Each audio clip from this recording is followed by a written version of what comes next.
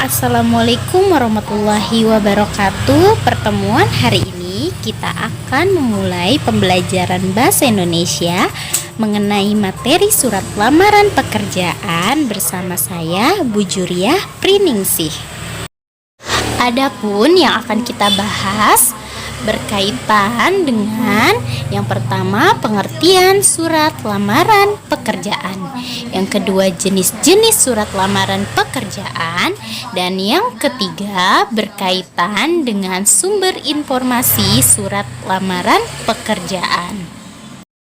Tak terasa kalian sudah memasuki kelas 12. Setelah lulus kelas 12, kalian akan memasuki dunia kerja. Nah, untuk memasuki dunia kerja, tentu kalian harus melamar pekerjaan. Ketika melamar suatu pekerjaan, kalian membutuhkan surat lamaran pekerjaan. Oleh karena itu, kita akan mempelajari materi surat lamaran pekerjaan.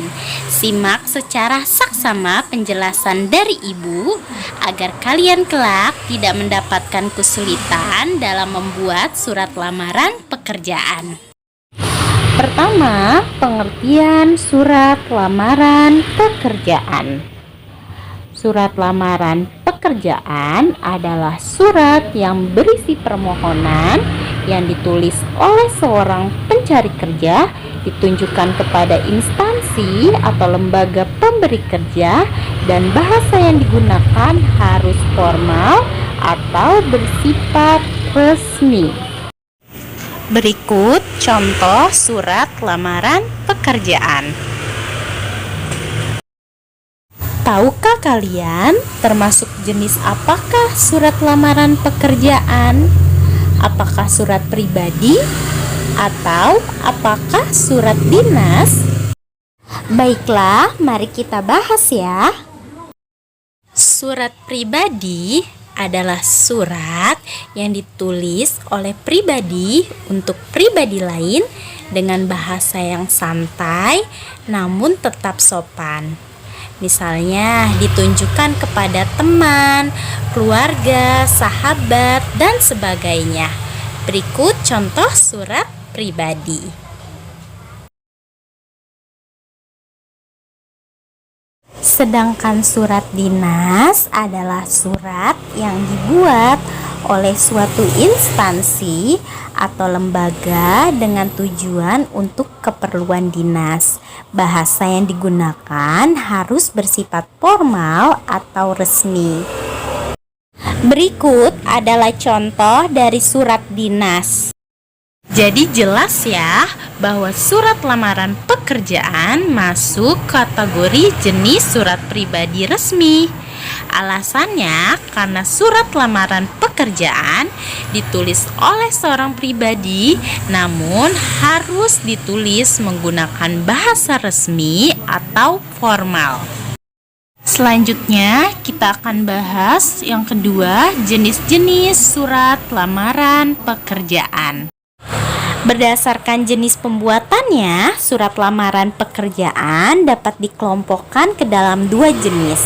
Yang pertama, surat lamaran pekerjaan yang digabungkan dengan riwayat hidup atau disebut dengan model gabungan. Yang kedua, surat lamaran pekerjaan yang dipisahkan dari riwayat hidup atau disebut juga dengan model terpisah.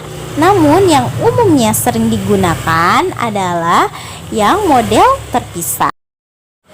Berikut contoh jenis surat lamaran pekerjaan model terpisah.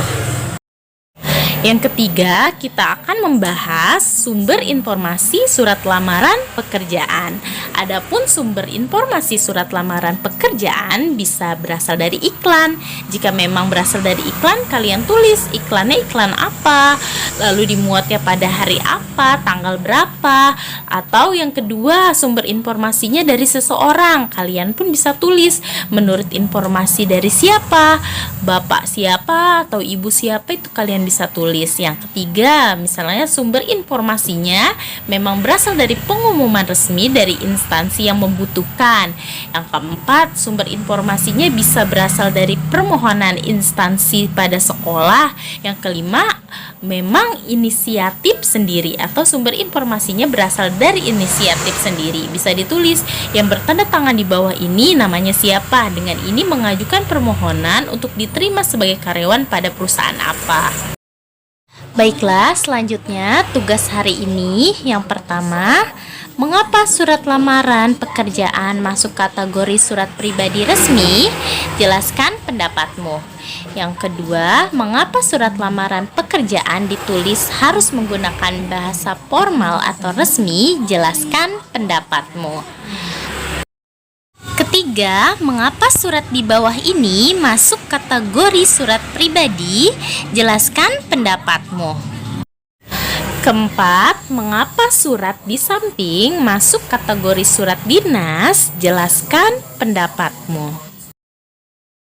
Baiklah, terima kasih sudah mengikuti kelas online hari ini. Jika ada yang ingin ditanyakan, bisa menghubungi langsung Ibu melalui WhatsApp. Kerjakan tugasnya secara mandiri dengan penuh kejujuran dan tanggung jawab. Kerjakan tugasnya tepat waktu. Wassalamualaikum warahmatullahi wabarakatuh.